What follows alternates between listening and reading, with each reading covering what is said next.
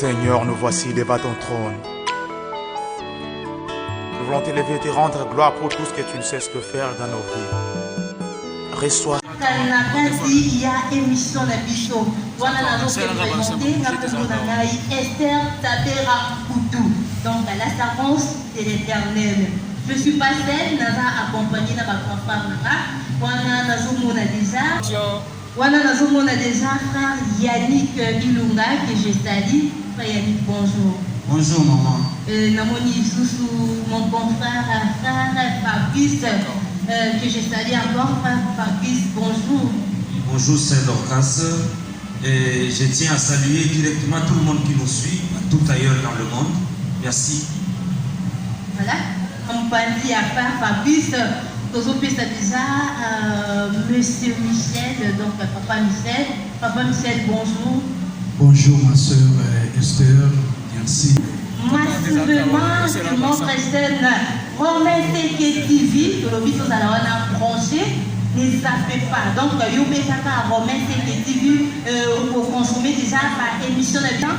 Il y a ministère, titre de la gloire. Donc, il y a des moutons sur le lanaïe, tout ça ma solo thème.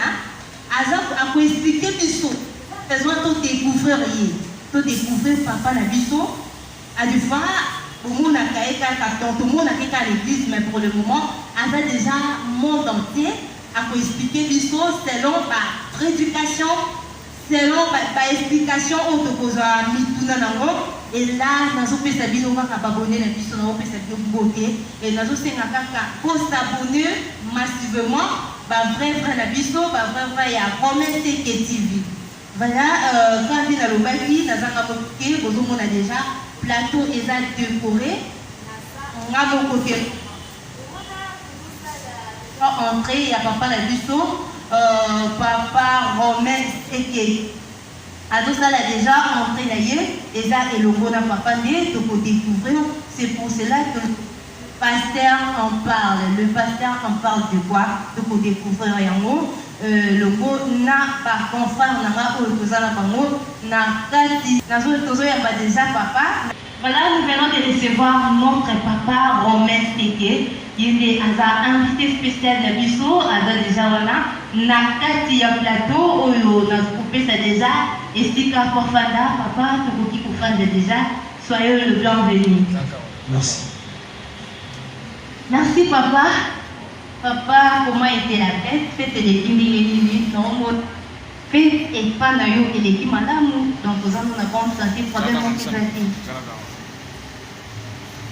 En principe, il faut s'abattre.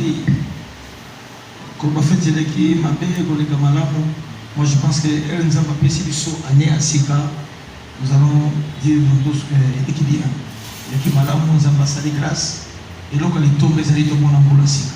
C'est pourquoi je dirais que tout le monde est boula si quand on s'est payé. Pas tellement la fête, mais du moins boula si quand on s'est payé, c'est mon savoir.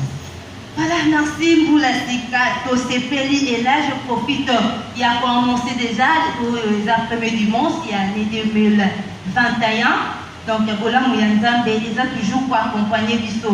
Merci papa, nous avons en forme, quel que soit par fléau, quel que soit par pandémie. Il y a 2020, mais nous avons en forme, papa. Émission la vie César, les pasteurs en parlent. Le pasteur en parle de quoi? Babouné la vie on a besoin de découvrir. Ni du papa Romain Seke à Koloba, Nagati, il y a émission Oyo. Tout ça n'a pas question, et au Tokotou n'a papa, et tout ça, comment on a besoin, il y a explication claire par rapport, il y a question de la biso. Papa Romain Seke, tout ça n'a pas besoin de bilan, il y a 2020, en tant que visionnaire de l'église. Bilan, il y a 2020 et l'église Ndengeni. Bon, merci ma sœur Esther, merci pour le mingaï. Avant d'appeler ça bilan, je vais quelques mots pour l'année, à remercier et puis on confère nos choses à la maman. Merci. Merci beaucoup. Merci. Bilan, pas totalement bon. qui en entrée que les Sémouza tout le monde est là. Il est difficile. Difficile pour le moment qu'il est bien. Parce que c'est une année tellement problématique, frappée d'une maladie, le virus que nous appelons coronavirus, du monde entier, du sommet de cela qui est parmi nous a frappé à mort. C'est pourquoi bilan, vraiment je dirais que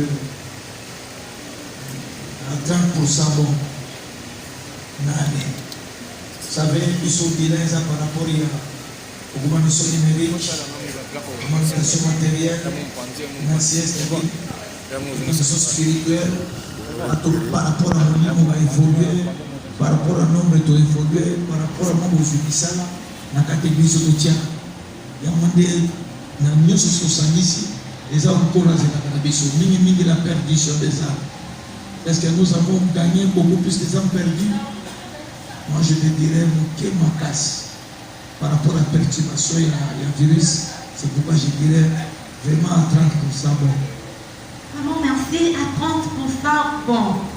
Voilà, je profite aussi à côté de Sababone la biso. Vraiment ngolu et quelle que soit la pandémie, quelle que soit la maladie, mais au moins si on a dit non, ça va épargner biso. Nous voici, nous se retrouver sous le monde à Bandeko et le monde à Pasteur Romain Seke et le mot dans la confrère c'est toujours grâce à Nzambe. Donc quand nous avons vraiment bénéficiaire, il y a grâce à Nzambe. Le pasteur a expliqué, alors oui, quel que soit tout le bilan et Boitaki, quoi, le bilan est boité, vraiment, ils ont vraiment bien fait. Bilan, il y a 2021, ils ont ni niveau aux amis pour Kanisa, il y a mal pour la postale en année 2020. Comme ça, dans le niveau, ni niveau, il y a mal pour Kanisa, pour postale. Et ça, dans le niveau côté 2020, c'est pour les cas, la maladie, ceci, cela. Mais en 2021, pour aux Kanisa, il y a mal pour postale, pour le ministère. Je pense d'abord que c'est une année tellement costaud pour nous. Merci pour la question. Et moi, je pense que j'attendais cette question. Tina si c'est ce qu'on pose à la de la nation. C'est une année tellement costaud. Année mon père a monné n'est pas dans la colombe bilo comme ce qu'on a tiré bilo comme ce. C'est-à-dire la colombe bilo comme ce qu'on a compté bilo comme ce. C'est une année où nous avons compté bilo comme ce assis. Et c'est tellement costaud de sorte que la vision est tellement grave. D'abord, pour la consommation, nous avons perdu ce que nous appelons les entités. On a perdu les entités. Entité d'abisso, et c'est tellement vaste. Nous sommes à Babylone, nous sommes à Cananien, nous avons une entité. C'est des grandes activités. Soit des activités phares du ministère ou bien permettre à Kabiso pour gagner dans l'immédiat. Activité clé, oui, c'est vraiment important. Donc, activité importante. Je vais prendre l'exemple.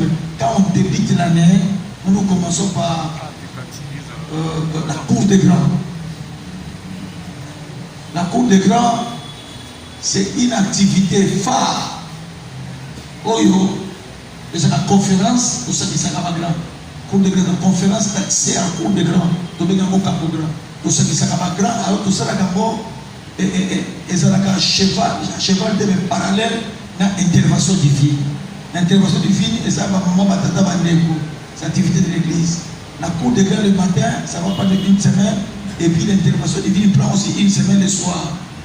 On a seule activité à mon église de Sali en 2020. Parce qu'on a terminé ça. La femme est le dernier numéro de Dieu. Grande activité, maman. Les gens aussi là, tu continues à conférer. Les gens aussi là, tu continues à manquer la loi. Les gens aussi là, tu continues à face agir. Tout ça, qui a bloqué magie. Ça, c'est une grande activité. Et puis, l'on a frappé dans le coronavirus. Dans le lobby, il y a un zombissima. Mais il y a un ça que, un zombissima, mais ça fera en sorte que,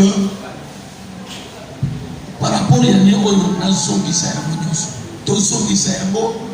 c'est une année costaud. Il faut tout ça la entité n'abisso. Je n'ai pas prévu aucune entité dans le mois de janvier. na prévoir la mois surtout donc dans le mois de février.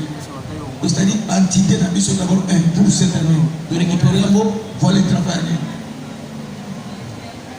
Coup de grâce, on hésite un peu, on ne sait pas, mais intervention divine obligatoire. 2. Malgré la loi obligatoire. 3. Ma maman, la femme, elle est donnée numéro de Dieu, obligatoire. 4. Qui a bloqué ma vie, obligatoire. 5. D'autres millions qu'on a surtout, intervention divine, obligatoire. Entité na biso nyonso, méchant, obligatoire. Il l'ont voilà nyonso pour ça. Et puis, c'est une année la vie costaud, parce que c'est l'année que nous aurons notre première extension. On a des cellules, mais années nous avons première extension. C'est cette année. Voilà l'année tellement costaud. Voilà, je vois déjà qu'il y a plein d'activités pour les Canadiens en 2021. Malgré tout, on est toujours sous coronavirus. Vraiment, et ça va plus nous frapper, hein, puisque vous épargnez vraiment. Vous avez épargné dans le coronavirus. Papa, moi je ne crois pas que non, coronavirus n'est pas la vie. Donc, il est grave. Bon, d'abord, question, je n'ai pas répondu. Même question va me poser un mot. Moi, je n'ai pas peur. Il y a un virus, un coronavirus. Je vais me poser un mot par après. Je vais éviter parce que nous n'avons pas de coronavirus. L'église, oui. Parce que vous êtes dans notre église. L'église, oui. Ça fait 8 ans. Ah bon? Le 31 décembre, 8 ans. Donc, on fait là dans le 8 ans. Nous avons appelé le coronavirus. Merci, papa. Je crois que Togo les caté sans toutefois toute une question. Vous incarnez le ministère en vous. Onimitoye Bape Balandio Basolanda Biso partout dans Mokili Mobimba. Ngonga Otito Vandia Basolanda Biso en direct. Mais Onimitoye juste, quelles sont les difficultés dans le parcours ministériel? Donc, dans votre parcours ministériel, quelles sont les difficultés rencontrées? Merci. Difficultés à être béné. Là, je dirais que d'abord, Dieu a donné la vision. Le terrain qu'il m'a envoyé, c'est un terrain difficile. Voilà les premières difficultés. Terrain Tinigana Salamoussala, c'est un terrain tellement difficile. Nous sommes à Guimété, plus souvent dans le quartier Moubele. C'est un terrain tellement difficile. Un terrain que les gens ne croient pas aux hommes de Dieu. La plupart. Il y a qui terrain encore donné la diable. Terrain encore qui déjà cadeau. Le terrain empoisonné. La difficulté de Moussa Amana, le terrain tellement infertile. C'est par rapport au message de pays. Le terrain est infertile. C'est vraiment une grâce de Dieu. Parce que les tombes de beaucoup de la place, ils ont qu'un verre pour chuter. Mais nous nous maintenons. C'est parce que la force de prière, il y a la consécration. Première difficulté à moi. Et puis difficulté à les alliés. Nous sommes en train de travailler. Seul Dieu qui sait ce que nous allons faire aujourd'hui et ce que nous ferons demain. Jusque-là, la réponse, on a osé là. Les acteurs ont n'a pas plus 15 ans, n'a pas condamné. La réponse, on a osé dans l'auto. Les acteurs ont chaque jour. Nous avons satané, si même il y a sali, on a sali, puis nous sommes tous les gens. Parce que nous avons trouvé un peu de temps, on s'est regardé tous les gens. Et puis, nous sommes osé là. Et ça va difficulté, puis nous avons parce que les années qui ont osé là. Troisième difficulté, ça, j'ai connu des problèmes. J'ai connu des problèmes. J'ai connu des problèmes, des problèmes et des problèmes, des problèmes. Quand l'église aux ascension, il ne tombait pas qui ça. Quand il y a une basali ensemble, nabani. Et ça peut nous avoir des difficultés. L'herbe grand, comme vous côtoyez, vous avez besoin de vous saler pas dans la vous avez besoin de pour nangai ça, grand, vous allez pourquoi un prince. Parce que moi je suis pentecôtiste. Grand, ça va un prince, il y a un mot kaou. Donc on est capable de ça que de mettre dans un musée à Idina Barakara. Or, pour le grand musée à Idina Barakara, on peut baliser la guerre. Vraiment, papa, nalandio, naboke binyoso, nalingi, na yebe loko moko, nalandio, olobi loko moko lobi, na parcours na yo, et ça n'a pas déclaration moko sala, na 4 églises yo lelo ezo kende 7 ans, muto akufaka te l'église. Oye ba secret, ba tu pe ba ye ba que il y a des églises où les lots perdaka pe ba tu ça normal muto akufaka. Nzamba yebi, mais les lots pas na yo. Qu'est-ce qui a fait secret ezanini pour que ba tu ba kufa te l'église? Mon frère, pendant l'oba, je pense que le pasteur parle, non? Eh oui. Ah, je dois parler. Je me réfère un peu à la Bible. Ah? Leur nzamba boumi mokili. Na mai. Et puis à boumi mokili na moto. Il y a une phrase moko na suka. Il y a une écriture. Et l'oba toujours. Ngai nzambe na bomaso mokili lolenge ote. Ngai nzambe na bomaso mokili lolenge ote. Et c'est ma phrase ça. Là il comme mon kili na mani. Phrase ou les aïe. Parlo ba ya mote abimisa ki arc-en-ciel. Donc on a mon kili kufaka na mbula oye beta ki na mokila noé. Abimisa arc-en-ciel a déclaré mbula nyonso ba no beta na makanisi que e boma mokili. Nzambe apekisi mbule betete. Bambule boko mamukili nzamba tiki ya porter pour lui. Écoutez-moi bien mon frère. Ça c'est les écritures. Si tu doutes avec ça, nous souffrons la Bible. Parce qu'ici, le pasteur parle, mais moi je dis que la Bible parle. Merci. Donc, somo na makomi au moment où nzamba défendre mbula te. Atiki bambula ebeta, et ça bambula pe ko mamukili. Alors, à tout moment, moule qu'on s'est levé pour que mon arc-en-ciel. Arc-en-ciel est un signe pour empêcher moule à ma casse pour que mon kilo. À tout moment, on a un arc-en-ciel. Zonga na mukila noé. C'est que moule est bêta. Et ça moule soit petit, mukila est bouffant. Parce que ma moule a nion sur arc-en-ciel et bibagade. Il y a plus de son moli colo ni mon bébé. De l'autre côté, on a su du boy. Vert, rouge, jaune. Et bimi déjà. Signe un drapeau. Arc-en-ciel.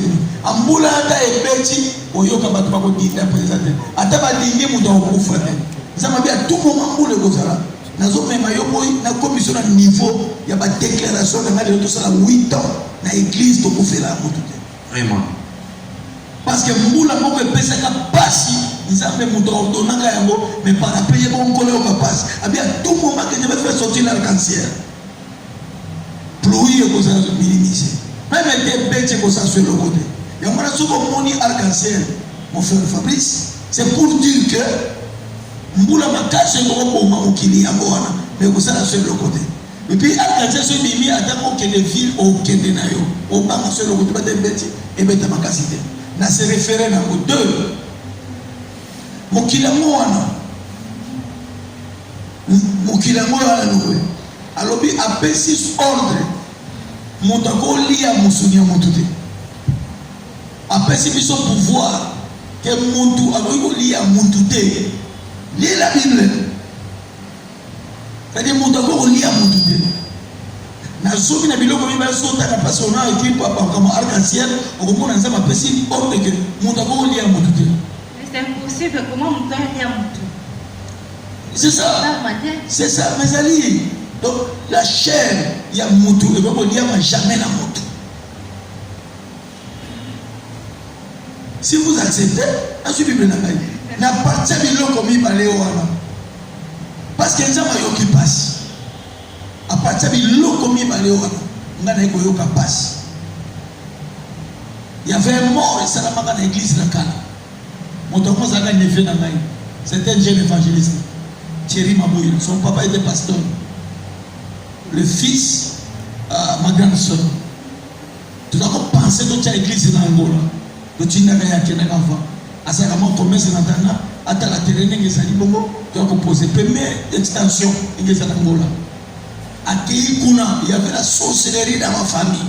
Il y avait une dimension élevée. Vraiment. L'un appelle l'autre. Et puis il comme un tour nangai. Les comme un tour nangai, les gens cherchent. On a pas qui que nous commençons à chercher na fire, na kangama na boya. On me manga na clinique. Là vous êtes déjà pasteur. J'ai dit dans Fayala. Là, on a commencé l'œuvre, non? Là, je suis là, pasteur, ma chère. Na toka na minute na koya. Babeta na eloko. C'est pourquoi moi je dis toujours aux frères, même dans la carte d'église, va sorcier baza. Sorcier pas contre la oui. Sorcier contre la babunana na ngati esimate. Bazui comme on a batie na selke. Basaligno. C'est une longue histoire. Na kopeta moi na télévision, mais dis-moi. Les familles n'a pas besoin d'avoir une histoire. So, never on a ça l'erreur. L'erreur de mais ailleurs voyage. Là, il voyage, alors se préparer à qui dans 4 églises. Là, il voyage, tu as toujours temps à œuvrer. À se œuvrer pendant une semaine, à ça les séminaires de la jeunesse, à ça la capée dans la jeune, à accueillir pour un festival de la jeunesse. Là, la songi, vous commencez à là, j'étais encore médecin, année dans la soupe dans médecine, là qui médecin stagiaire à l'hôpital à Kitambo. Les années puis année on a balaki. Là, on a commencé à Moussala. Nga na stage na passé 12 mois dans l'hôpital na case garde pour la na seba ko ka basuri babeta ino ko le na zone ya Angola akemobela ko na 4 jours akufa. Comprenez que j'ai perdu un de serviteurs, des responsables autant qu'on pensait et que les animaux je l'ai perdu. Na côté retraite pendant une semaine na lié de l'autre côté na conduit zoto et vous sur la vanité na sur la forme na sur la forme na sur la forme na sur la disposition na côté retraite na évolution na l'équipe na église vous sur la lobby liwa et syria na kangi liwa les négociations mais na côté retraite était pour tirer à ses vous les animaux ils qui singa passe les na zone na bisika nzambe na kangi liwa ko kota wa jamais parce que bimisa arc-en-ciel ko mbule ko mwamba to sala te o bisi musunya mutu avoko lia manzena musunya mutu mutu lia mutu de wana pouvoir soki maloba wana yo bimisa yako na kangili aujourd'hui na carte église 8 ans. Merci, je crois bien. Par accorder la mission aux autres qui a déjà secret à pasteur Romain Seke, comment Bakoufa a été l'église dans assez révolteux, il y a un problème et puis à sceller en moi le Binzambe à partir d'aujourd'hui, niet. Voilà, merci beaucoup pasteur, nous avons assisté la mission vraiment. Tout le monde tout na thème l'année et l'année. Thème l'année 2021 et l'année. Demandez ça les multiplications et les exploits. La multiplication et les exploits. Vraiment, multiplication et les exploits. Pourquoi seulement la multiplication et les exploits?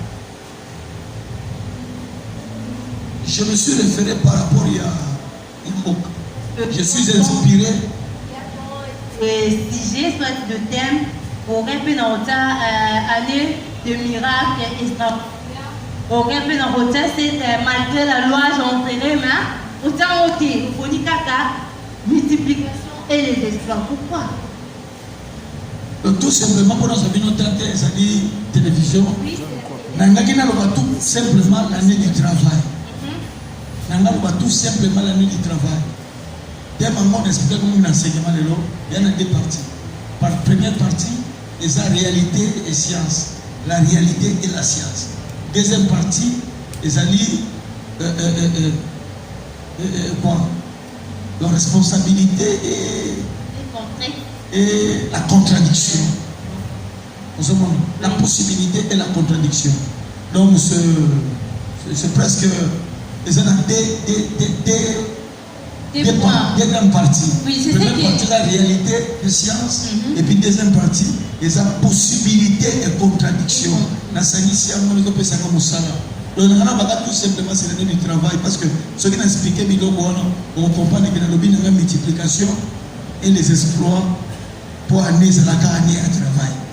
Papa, on a par rapport à la science et la réalité. Oui, on a vraiment expliqué dans l'abonné de Bissobaïba. En même temps, tu l'as année de multiplication et les exploits. Mais tout le monde science est continue à tête. La science. C'est quoi la science occulte? Vraiment, non. Dans ça, on a présenté tout le monde est année de multiplication, n'a pas exploit. Mais science est continue à tête. La réalité. Vous expliquez, puisque non, science. Vous savez, ma soeur, Merci pour la question, mon Célestin. Vous savez, les lois, c'est là qui médecine, dans quatre églises. Vraiment. Les lois qui me médecine. Papa m'a mis sur la médecine, tout comme un médecin. Et vous savez, il m'a déjà la vie aujourd'hui. Je suis venu avec casquette de docteur. Parce que c'est ça, ma sœur, c'est un peu pour la tête. Donc, il y a une casquette de médecin en médecine, il y a une casquette de pour expliquer la première partie. En deuxième partie, il y a une responsabilité et puis contradiction. La réalité, la science et la réalité. C'est-à-dire quoi? Quand vous lisez la Bible dans Genèse chapitre 1er, le verset 22 au Kutina, au Tina 28,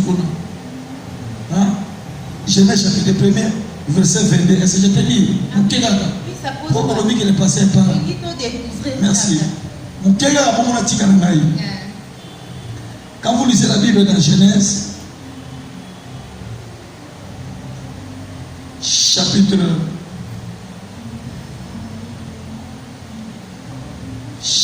1er, le verset 22, la Bible dit ceci. Dieu les bénit en disant, soyez féconds, multipliez et remplissez les eaux de mer, et que les oiseaux multiplient sur la terre.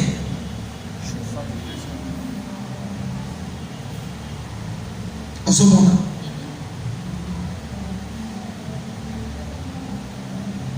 sommes dans le verset 28. Dieu les bénit et Dieu leur dit, soyez féconds, multipliez, remplissez la terre et la sujettissez, et dominez sur les poissons de la mer, sur les oiseaux du ciel et sur tout animal qui se meut sur la terre. Aussi, Genèse chapitre 1er, verset 22. Aussi, Genèse chapitre 1er, verset 28.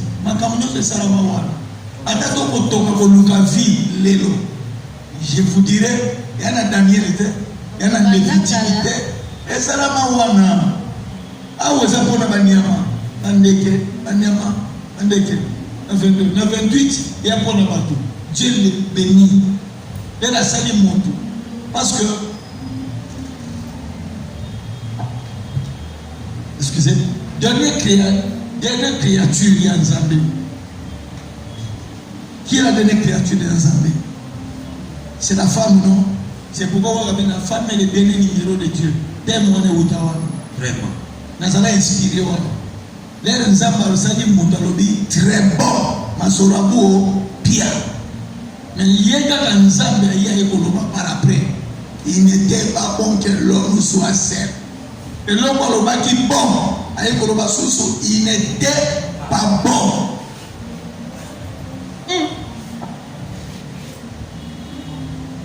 Il faut qu'on puisse lui faire une aide semblable à lui. Donc, créature a souri mon validé. Les derniers numéros. C'est pourquoi moi, je suis en télémélion. Il faut toujours recommencer. Il faut toujours ajouter. Ce qui nous a mis à Salakalobi, ok. Et puis, il faut c'est que toi aussi, tu peux le faire. Tu peux recommencer. Tu peux ajouter dans ta vie. C'est important. C'est ça, simple parenthèse. Il faut qu'on ait on a ce qu'on a par rapport à la question. Et si il y a une multiplication et des espoirs. Parce que soyez féconds. C'est-à-dire, pour la vie de travail, parce qu'on ne peut jamais parler de la multiplication sans toutefois parler de la fécondité. Jamais.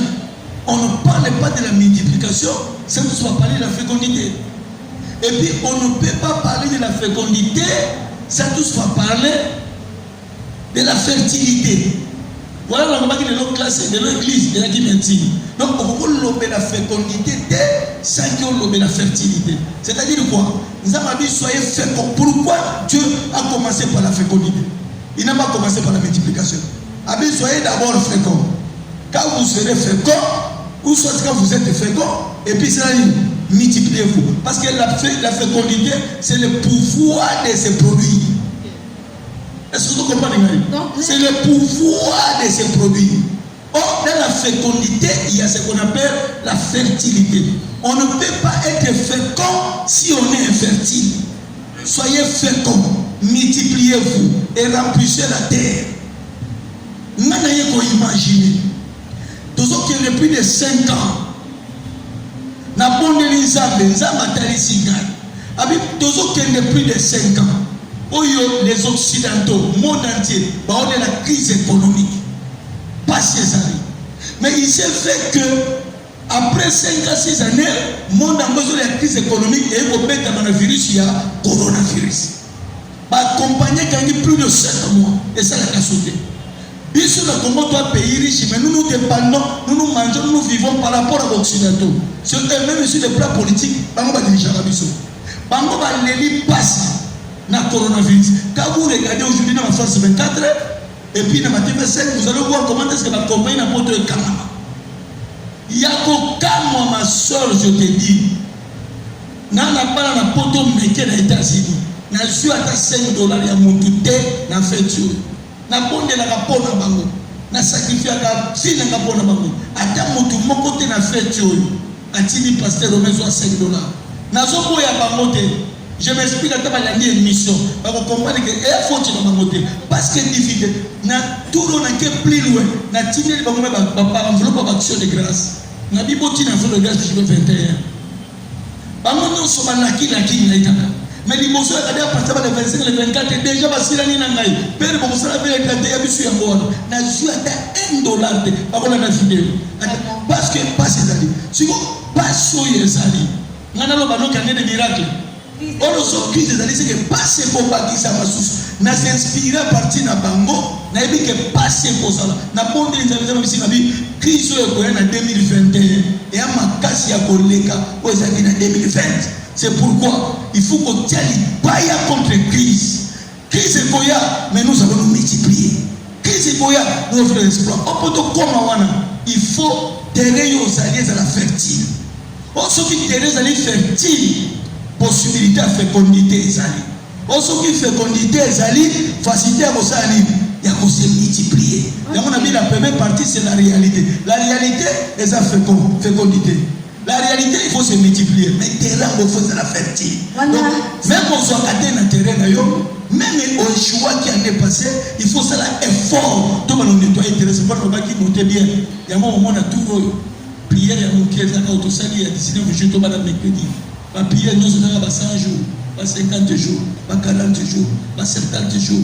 Parce que Mboke Zaya Kobeba n'a ramené ma esprit à Moussala. De l'homme l'obité de Mboke, casse-toi.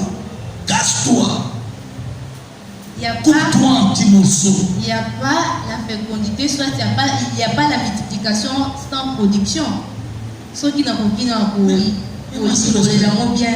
Na quelqu'un qui a médecine beaucoup parce que la médecine moi si pour bota il faut la féconde non mais pour la féconde il faut nous autres répondre à nos normes de fécondité c'est-à-dire en toi en elle il faut qu'il y ait la fertilité ça veut dire que peut-être nous devons avoir ma classe c'est-à-dire nous autres il faut la comme qui va bien c'est que ce qu'on voit qui semence il faut que ta terre va fumier pour semence on les a et bien ce qui Teresa et ça va fumier semence c'est vous demander moi si faut la fertilité c'est-à-dire au fil et sur répondre normal peut-être nous et si et puis par ovulation il est normal quand vous semence on va le côté pas ni dans ce salam il le besoin qui est correct si est moi ça comme un zémi les zémi on a écouté mais moi aussi mais moi to comme une balance on a mis la multiplication mais fécondité comme ça la matière ce qui fertilité c'est il y a besoin on a dit réalité c'est quoi la réalité de la science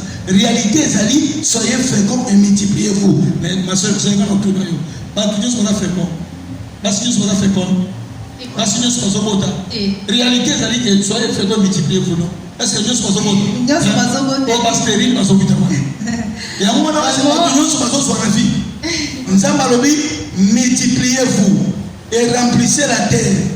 Nassou Galobi assujettissez par le bid dominer. Les gens qui ont dominer.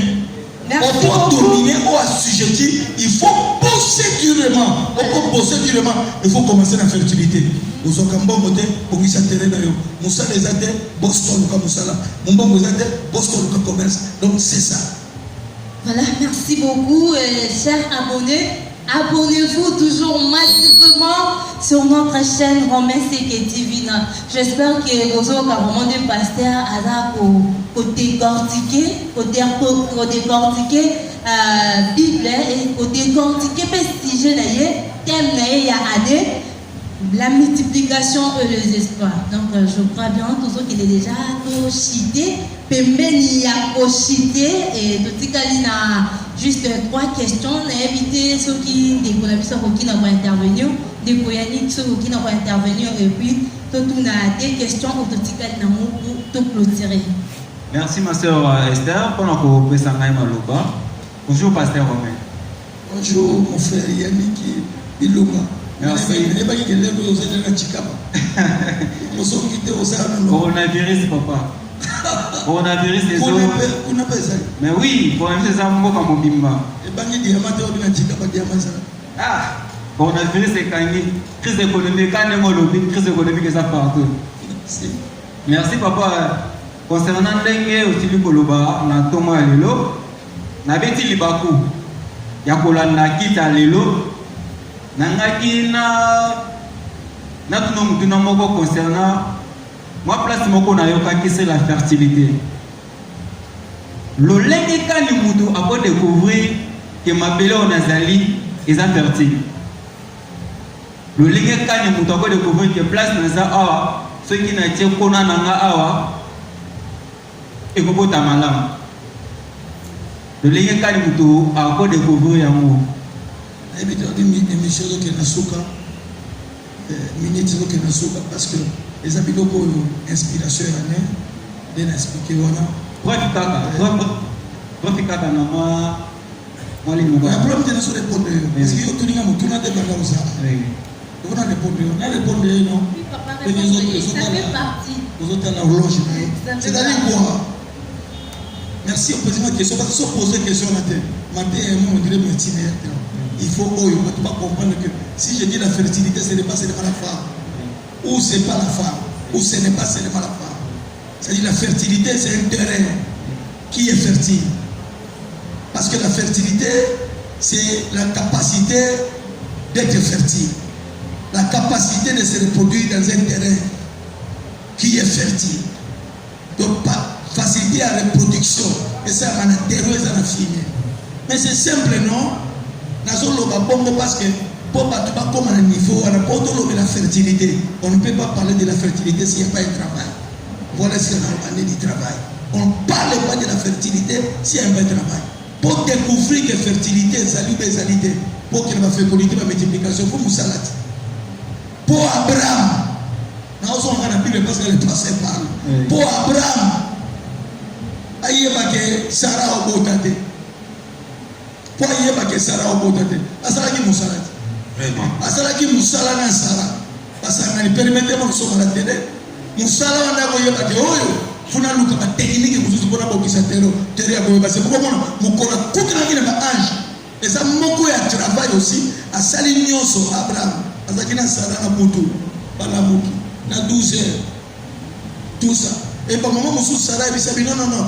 En tout cas, aux arbres de mamie, Lucas Moussou Batangos, Aluki Batangos, Lucas Moussou Bakimbiolo, Aluki Angolais, à mon insimité. Vous comprendrez, le pasteur parle. Vous comprendrez. C'est-à-dire, Abraham, tout frère, n'invité, Abraham, vous avez dit qu'on a taillé quoi? Azar la famille n'a pas de Abraham, tout, comprenez-vous? Abraham, Azamoutou. C'est-à-dire, les autres Lucas Moana. Et puis, Abraham, Lucas Moana va viter sur la mission Lucas Moana. Papa, on a pas dit difficilement. Ah bon? Oui, je vous dis. Je vous dis, les hommes ont la difficulté dans le côté d'un ministère parce qu'ils sont en train de virer la Bible difficilement. Mais pour virer la Bible, il y a une technique qui tombe bien. Bien que ce sont les offrandes, des années qui sont mais na bondi, na meli pe bimera mera. Bakisi te me bakisa bokoko batuti babatanga usu basangisi basali boye basali moi si basali ba hydro si tu poses une décision dans l'église tout ce que les médecins vont nous demander tokosomela tosomaka sente tosoma biloko ndenge tokobosala na semence. Abraham mpe abunda bongo aye kozwa na semence.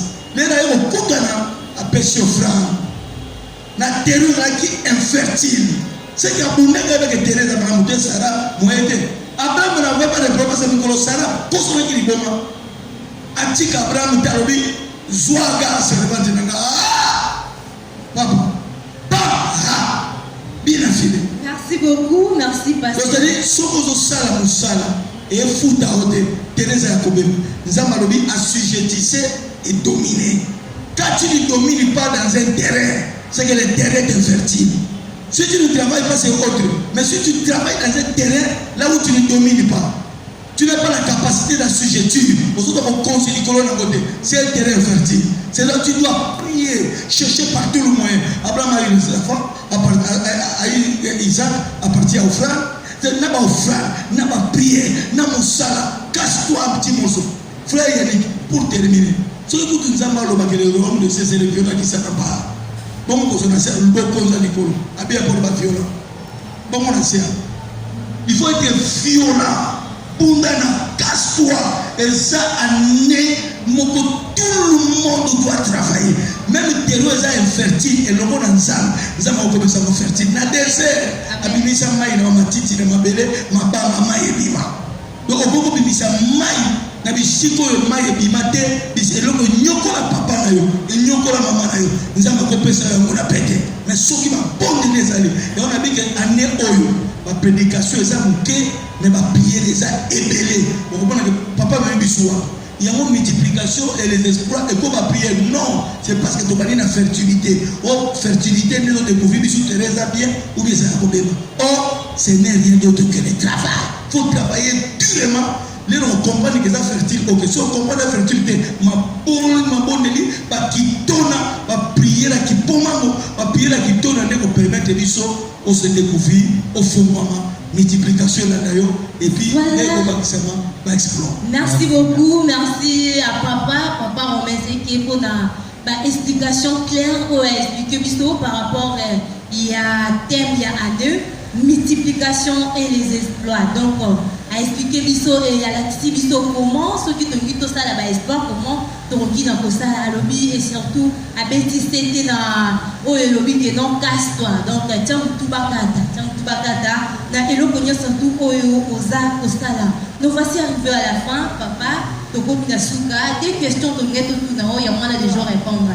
Question là qui conseil dit yoki na opesa bana nzambe oyo nyesa tout bazoluka ba exploit la multiplication na vie na bango. Je crois on dit déjà pour répondre au bifo. Ah oui, ça va mon frère casse-toi. Voilà, c'est ça casse-toi.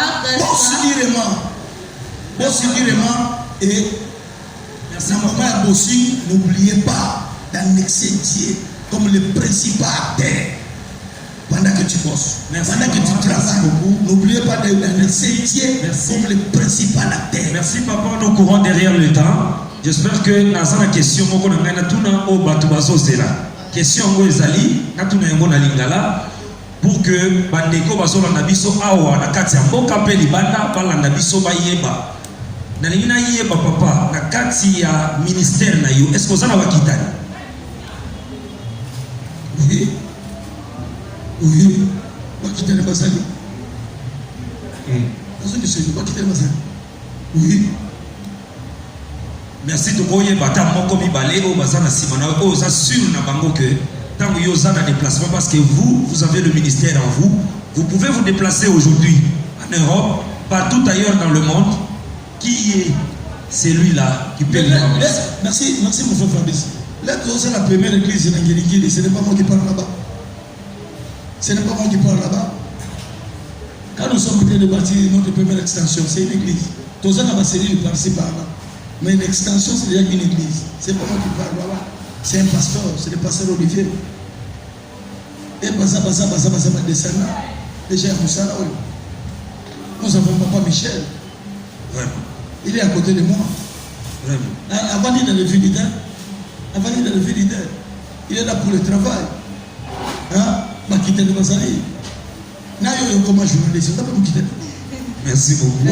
Comme journaliste, vous avez quitté. Merci beaucoup. Et puis Bakita, bon moi c'est maman passer. Vraiment. Ah, mon kitanité. Bien sûr. Maman, madame, n'a pas beaucoup non? Madame, n'a pas beaucoup de donc, kitani basali. D'abord, nous avons des cellules. Tout le monde qui travaille dans ma cellule sont des responsables de l'église. Les responsables des églises, parce qu'on ne peut pas ouvrir des églises 10 au même moment. Nous sommes en train de partir mollo, l'un après c'est un grand ministère. Et ça, et bon, comme nous sommes comme Kitani, bientôt là, si Dieu nous prête vie, cette année, au moment où nous avons des rapports à Bassal. Nous allons faire sortir les bergers, et puis Bassal, c'est un grand moment où ils ont la ministère de la gloire. Merci, Pasteur Romain, pour envoyer ma biseau. Question Yasuka, ceux qui n'ont posé question au thé, ceux qui n'ont sécurité, ils ont mabé.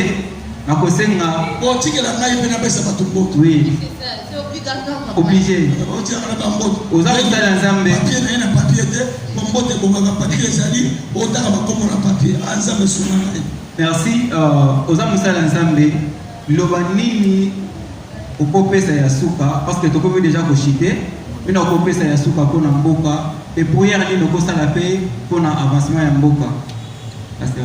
Pardon, là si je comprends bien, il y a une déclaration au qui dans ça la pour n'a pas connaître cette façon la biso dans internet donc au qui dans déclarer ni n'a pas l'ensemble de surtout au façon la biso. Mbote non pas ça dans ciment. Oui, après ça. Mais dans ça déclaration oui, c'est très important papa oui. Donc on a les lois là-bas les lois vraiment pas tourner jeton les lois les toutes premières déclarations du pasteur. J'ai fait ça aujourd'hui. Mbulo les bandits les lois na ça qui va toute première déclaration à l'église on a bandit les lois na 6 ans na premier culte na biso parce que nous avons deux cultes premier culte est à 6h30 et dimanche 9h et puis 9h à 12h mais na ça qui toute première déclaration na 6h 30 minutes avant premier culte bas les lois d'abord pour Namboka je soutiens les pays je soutiens les pays et je soutiens aussi la vision du chef de l'État avec l'esprit gaga asala nyonso ya kosala ke mboke lomwa na kao ba institution evanda makambo nyonso evanda obango bakobono na kuna ngana santé ngapo nga institution evanda bana balia malamu tolata malamu to vivre malamu bana batanga na kimia ba université sama malamu et puis ata nyonso esalami abosana te papa lobaki les peuples d'abord wana ta lalia na moki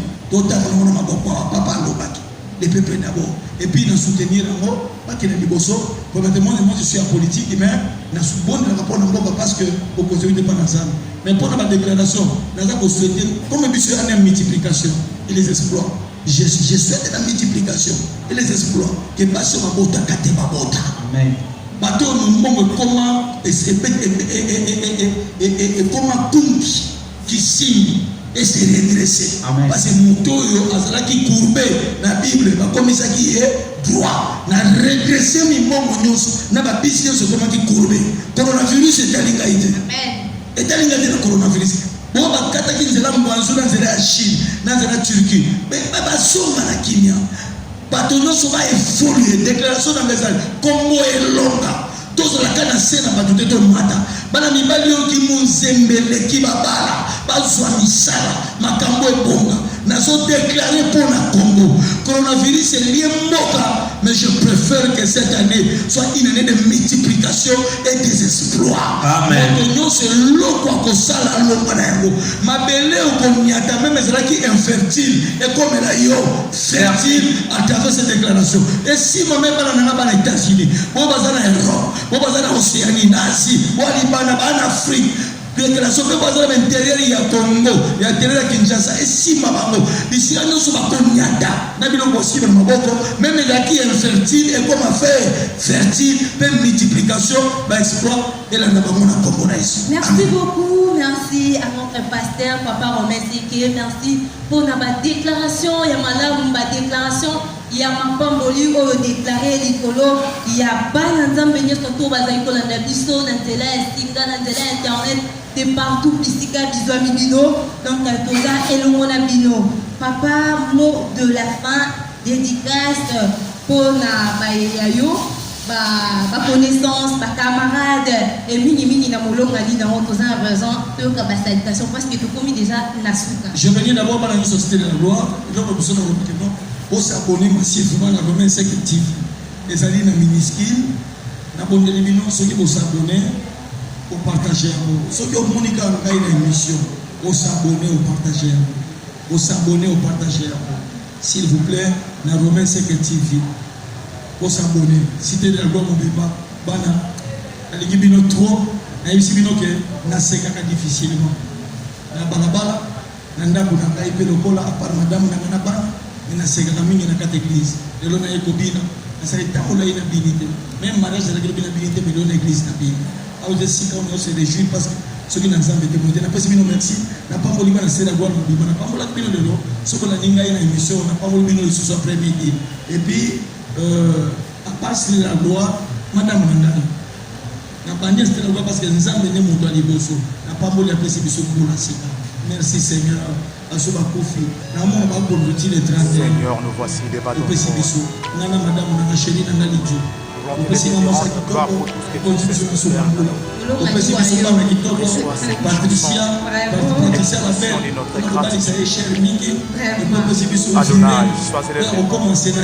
Sois béni. Alléluia. Madame Nangaï, la présidence, la présidence, on peut se demander, on a pas ça de beau, on peut pas aller bander. Oui, papa, nous avons des éléments déjà. Tout ça, on a des éléments. Vous allez voir au téléma. Vous allez voir au téléma. Il y a au téléma où vous vendez. Il y a au téléma. Merci. Soit on a une approche à mon côté. Pardon. Pardon. De quoi c'est la machine. Vous avez une approche. La personne qui va dans sur le monde en Afrique. La personne qui va Jimmy Bandou. Jimmy, la fille de ci. Ata au titre de la nation. Tibo donné ata et le côté de la personne. Oh, les noms de Jésus. Alléluia. Sénégal, Patricia est l'homme au Sénégal.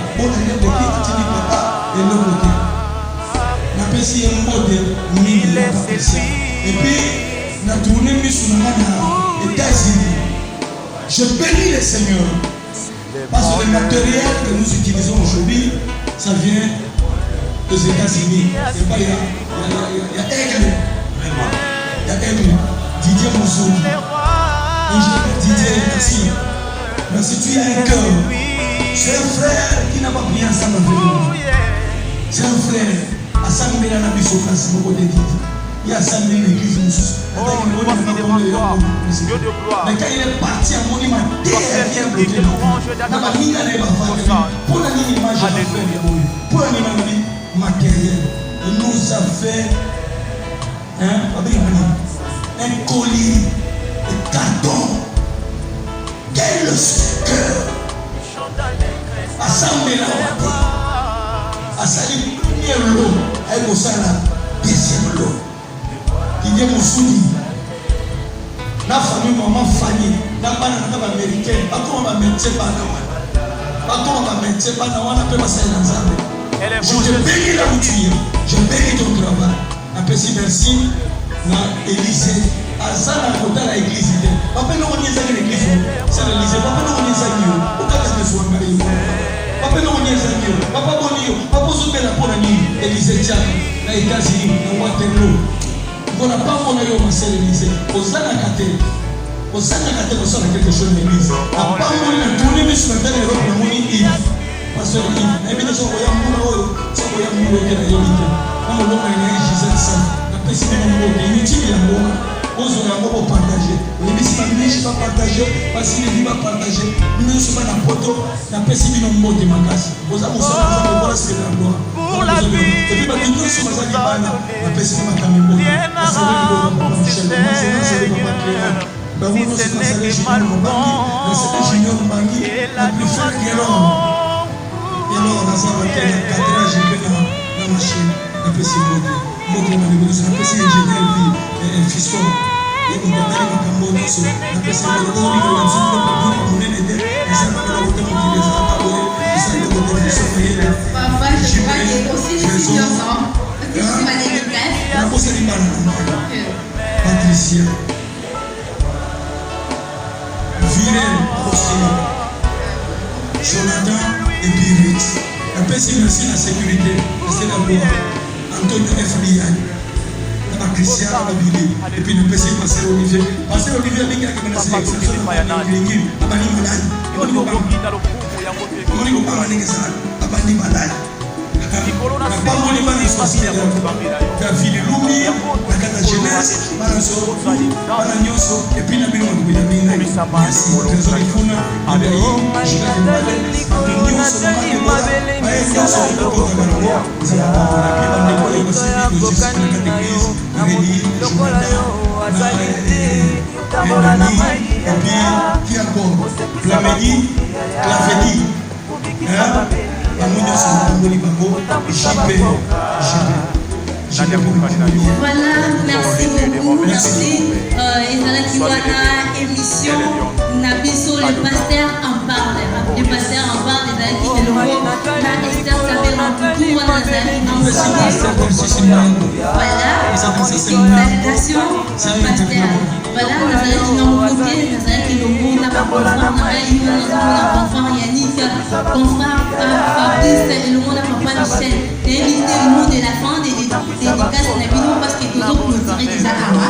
Si vous en avez 2 personnes qui n'ont pas salué, égoïste, donc à vous, la salutation à vous. Charlie a